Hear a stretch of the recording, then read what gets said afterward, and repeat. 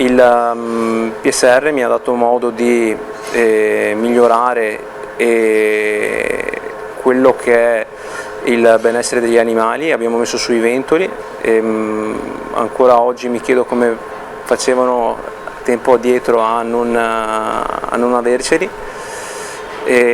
Abbiamo installato un impianto fotovoltaico in modo da darci un po' di polmone per quanto riguarda la corrente elettrica, visto che più gli anni avanzano e più l'elettricità come bene diventa sempre più costoso in un'azienda agricola si inizia ad avere sempre più attrezzatura che richiede l'elettricità.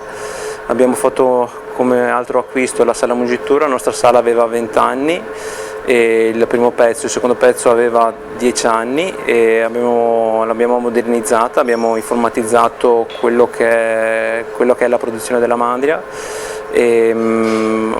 tutti i dati della giornata mi vengono scaricati all'interno del computer e a fine giornata o anche durante la giornata posso monitorare la mia mandria. Negli ultimi anni ho visto sempre più piccole aziende chiudere e le aziende di grandi dimensioni a ingrandirsi.